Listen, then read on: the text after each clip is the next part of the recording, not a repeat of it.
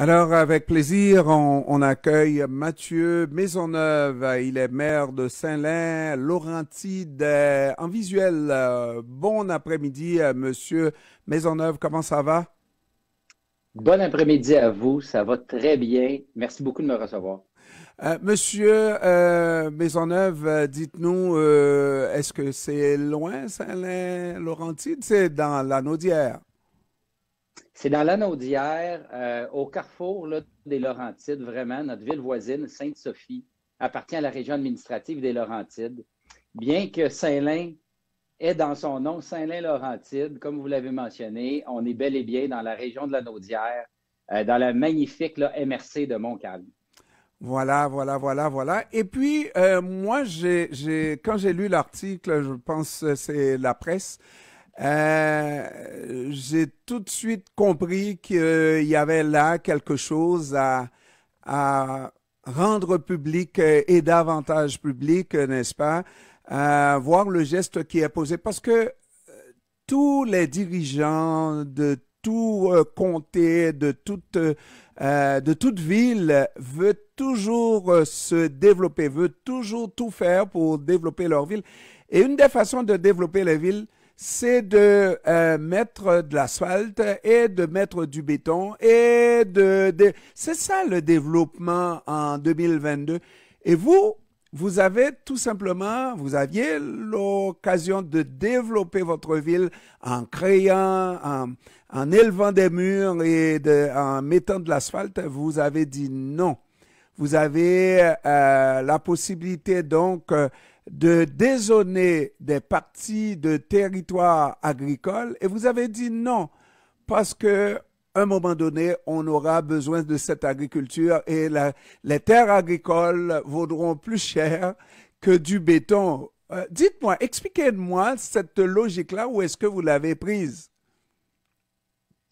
Je l'ai prise, la logique, ma foi, en fonction des données scientifiques, tu sais, qui sont de plus en plus nombreuses. Il semble avoir un consensus au niveau des scientifiques. Puis on ne parle plus nécessairement de changement climatique, on parle d'urgence climatique ou de crise climatique. Fait que ça, c'est un des éléments qui fait en sorte que je crois que si on met de l'asphalte, du béton et des immeubles sur une zone qui est actuellement agricole, mais peut-être qu'on aura des gains financiers à court terme. Mais je crois que si on relève le regard, puis on voit un horizon à plus long terme, sur 15 ans, 25 ans et même 50 ans, mais j'ai la profonde conviction qu'on prend la bonne décision aujourd'hui. Parce que la communauté va s'enrichir en protégeant les zones agricoles plutôt qu'en faisant un calcul à court terme pour avoir des revenus de taxes supplémentaires.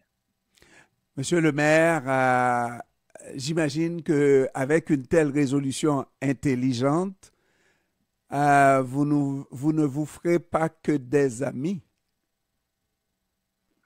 Exactement.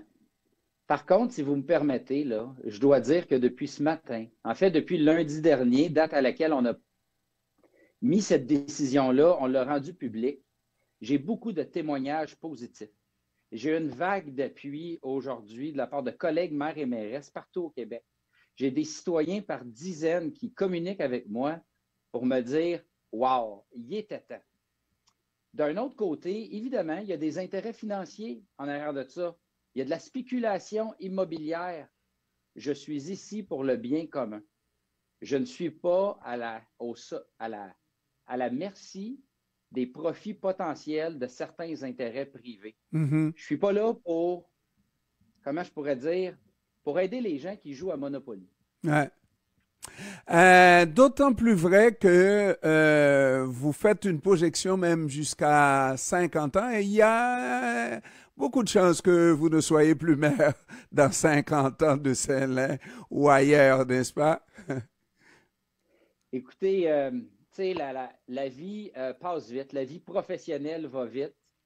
Euh, on a une vie là, de 25 à 65 ans où on a la chance de faire une différence dans le milieu du travail.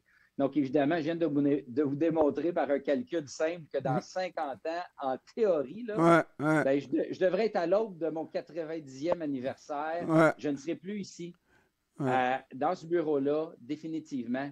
Mais je suis persuadé qu'il y a des gens qui vont se rappeler de cette décision-là en... Je ne peux pas le dire moi-même, là, mais j'espère qu'il y a des gens qui vont dire que c'était audacieux comme geste, Ouais, que c'était mais courageux et que c'était surtout avant-gardiste. absolument. Parce que vous y avez touché tantôt, là, les terres agricoles sont appelées à prendre de la valeur au fil des années. Donc, on est arrivé, je crois, à un bout d'un modèle où les villes, les municipalités étaient récompensées seulement par le développement immobilier. Ce modèle-là, au Québec, doit changer. Puis ce que je fais aujourd'hui, là, c'est prendre la bonne décision, faire la bonne action. Puis j'ai la confiance que l'avenir saura nous donner raison, puisque les règles, je suis persuadé que le gouvernement en place va vouloir les changer. Alors, Monsieur Maisonneuve, moi j'ai l'habitude de donner tort à raison, n'est-ce pas, pour avoir la jazette un petit peu plus, mais je suis entièrement d'accord avec vous. Par contre, quand on prend le raisonnement à contrario, on regarde là, on vient mardi de la semaine dernière, de passer l'humanité de 7 à 8 milliards d'humains. Il y en a de plus en plus. Je regarde ce qui se passe dans la région métropolitaine de Montréal. Dans le Québec en général, il y a un manque criant de logements. Il y a une spéculation immobilière comme ça se peut pas. Je comprends que Saint-Lin-Laurentide, c'est pas les 8 milliards d'humains, mais à un moment donné, là, vous allez être frappé aussi si on accueille des immigrants, si on se met à faire plus que 1,4 bébés, parce qu'il faut que ça change aussi, n'est-ce pas? À un moment donné, oui, il va y en avoir de plus en plus, et oui, il faudra aussi faire, comment dirais-je, le calcul que vous avez fait pour l'avenir, mais aussi regarder les besoins urgents de logement qu'il nous faut satisfaire aussi. Et Saint-Lin-Laurentide devra participer. On est à la 3e couronne de Montréal. On a un certain taux d'attractivité.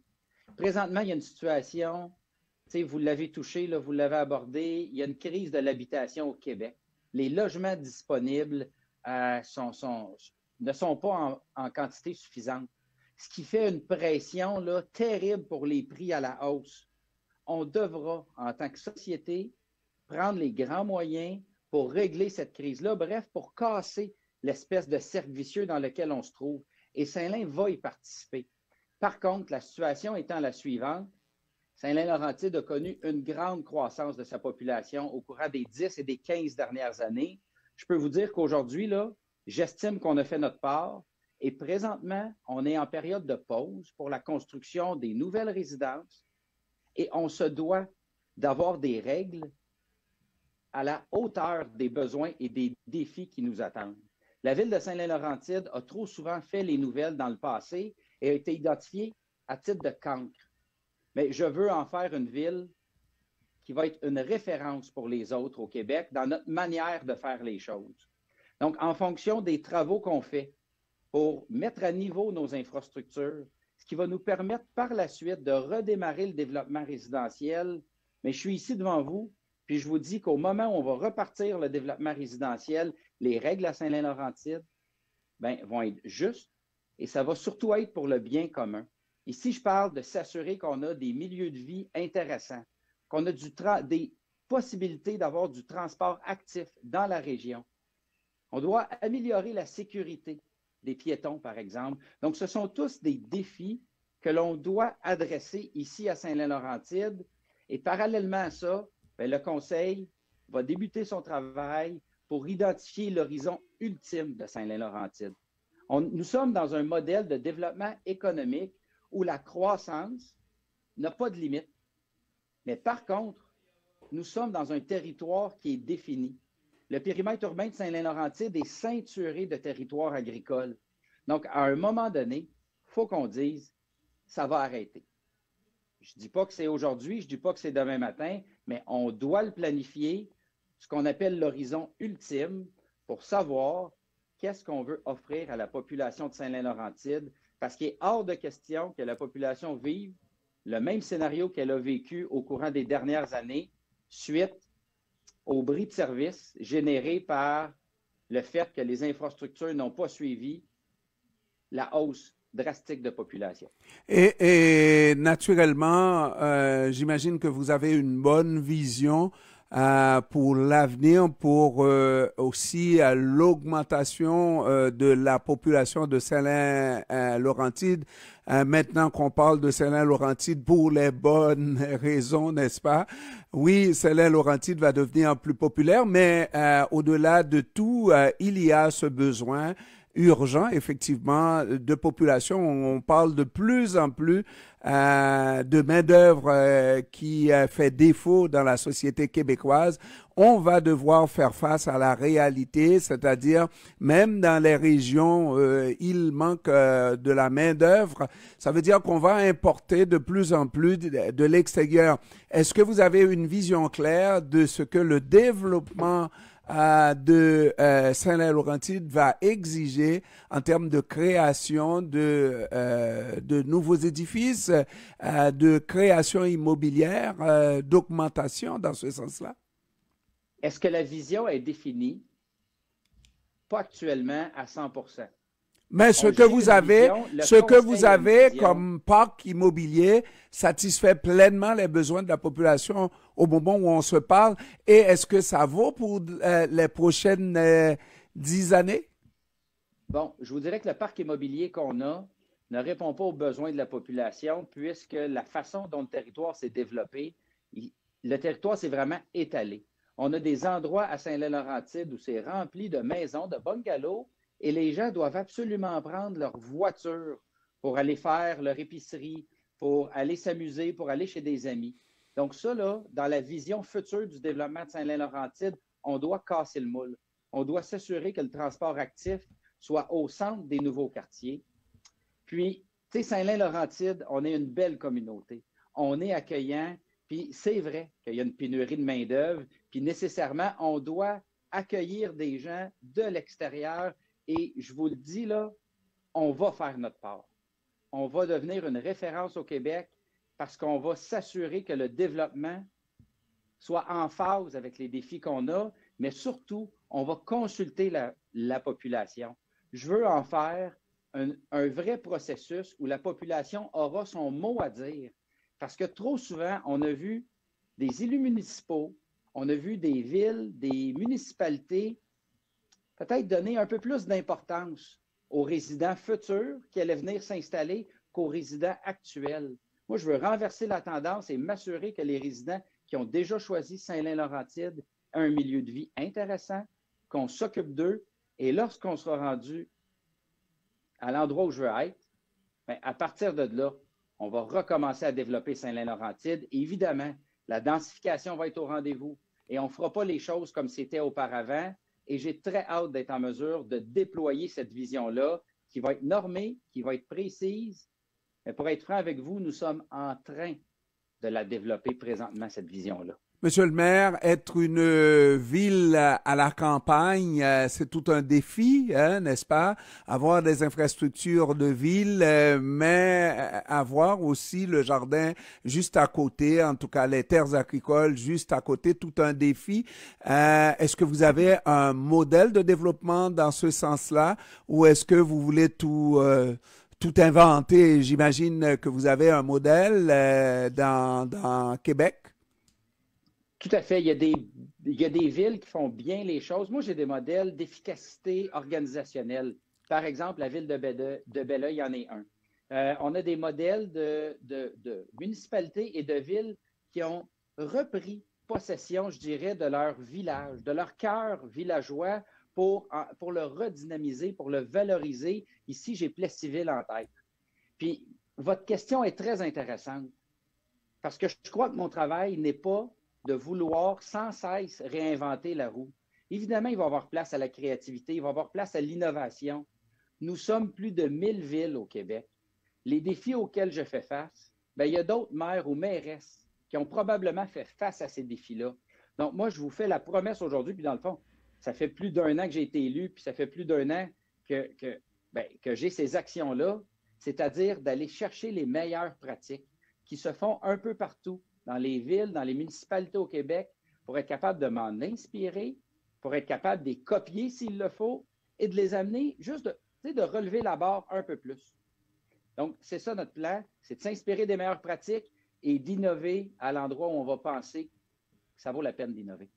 Monsieur le maire, en terminant, Saint-Lin-des-Laurentides, c'est pas le Pérou. Un travail comme ça, c'est un travail très ingrat. Bon, pour l'instant, est-ce que ça fait seulement un an que vous êtes à la mairie? Est-ce que vous êtes toujours motivé par la vie en politique? Est-ce que vous êtes déjà déçu? Est-ce que vous comptez dépasser, parce qu'il y a des maires au Québec qui gagnent plus que le premier ministre, vous le savez. Et si vous ne construisez pas, vous ne faites pas du développement, il sera quasiment impossible. Comment faire tout ça et gagner bien sa vie à Saint-Lin-des-Laurentides? Est-ce que éventuellement vous rêvez de faire de la politique provinciale? Il y a de la place dans les partis politiques au Québec, Avant monsieur de le vous maire. répondre, permettez-moi de vous dire que vos questions, cette question-ci est franchement excellente et elle est dans le mille, puisque, bon, initialement, là, ça fait 1 an et 15 jours que j'ai été élu, exactement. Je compte les jours. Pourquoi? Parce que je le sais que ça ne durera pas toute ma vie et j'embrasse chaque journée. J'adore cette job-là. Je vous le dis, là, c'est la plus belle job au monde. Vous avez dit, c'est pas le Pérou, mais c'est mon Pérou à moi. Je suis natif de Saint-Lin-Laurentide. Je suis fier de venir d'ici. Mon grand-père a construit la maison de ses mains en recyclant des matériaux sur les chantiers de construction à Montréal. Puis, je veux le rendre fier. Il me regarde en haut, là, puis je veux le rendre fier à tous les jours. Puis, moi, je fais ce pari-là avec la population. Tant et aussi longtemps que je vais avoir le goût d'être ici, tant et aussi longtemps que la population va croire en moi et va me faire confiance, ben, tous les jours, je vais livrer mon maximum. Par contre, la vie politique étant ce qu'elle est, on a tendance à observer là, que ceux qui étirent leur mandat, ben, ils ont tendance à s'adoucir. Ils ont tendance à moins vouloir changer les choses. Ben, moi, je crois que la population mérite d'avoir des élus en tout temps, qui ont beaucoup d'ambition, qui veulent être audacieux, qui veulent faire preuve de courage. Puis ça, là, moi, je vous le dis, tant et si longtemps que je sens que j'ai ma place ici, je vais rester. Pour votre deuxième question, de l'ambition, j'en ai à revendre. Je ne veux pas sauter les étapes. Pour moi, c'est important d'exceller dans chaque rôle que j'ai. Mais si un jour, il y a des gens qui croient que je pourrais aider à un niveau supérieur, bien évidemment, je vais être à l'écoute. Je cherche à laisser une trace, je cherche à faire une différence dans la société dans laquelle je vis, bien humblement. Puis, tu sais, j'ai quitté une carrière que j'adorais au niveau banquier. J'étais passionné par mon travail. Puis, je me suis posé des questions. Puis, vous avez touché un petit peu là, au salaire. Là. J'ai accepté d'avoir une baisse de salaire quand même assez significative pour faire ce travail-là. Bien, je ne l'ai pas regretté une minute depuis que j'ai été en place. Puis, pour terminer ma réponse, c'est important le salaire pour un maire. Parce qu'ici, à Saint-Laurentide, je suis à temps plein. Puis, il y a une notion d'attractivité. On doit s'assurer là, que la relève, un, soit préparée, mais deux, que cette job-là ait une certaine attraction pour les gens qui veulent venir y travailler ou du moins s'investir. Parce que ce n'est pas une job de 40 heures, hein, être maire. Donc, on a passé là, un règlement en deuxième moitié de 2022 pour réviser justement les salaires. Puis, je ne suis pas gêné de vous le dire. Je gagne 102 500 $ comme salaire de base. On a une allocation de dépenses d'environ 17 000 $. Puis pour moi, c'est un salaire que je crois juste en fonction de la capacité de payer de la population, en fonction de la charge de travail. Puis ce salaire-là me suffit pour donner mon 150 % tous les jours. Voilà, un homme, je vous dis, c'est un beau discours. Ça plairait à plus d'un, à un plus large public. Je vous vois avec un avenir politique, croyez-moi. Je lis des fois dans le mar de café, monsieur le maire. Je vous vois loin. Monsieur Mathieu Maisonneuve, maire de Saint-Lin-Laurentide, je vous remercie d'avoir pris du temps de nous parler. J'ai bien aimé l'entrevue, je vous assure. Vous allez sur YouTube dans un instant, disons plus tard ce soir. Vous allez le voir sur YouTube, CPAM, YouTube Radio Montréal et tout ça là. Et ça va être déjà sur Facebook Live et tout ça là. Le plus de gens qui vont voir ça, on va partager. Vous allez partager aussi, monsieur le maire. Et puis, ça va vous faire connaître, monsieur le maire. On a besoin, on a intérêt à vous connaître, monsieur le maire. Merci à vous. J'ai passé franchement du bon temps. Puis je vous dis au plaisir de rediscuter avec vous. Merci, merci. Au revoir, monsieur le maire. Au revoir. Alors voilà.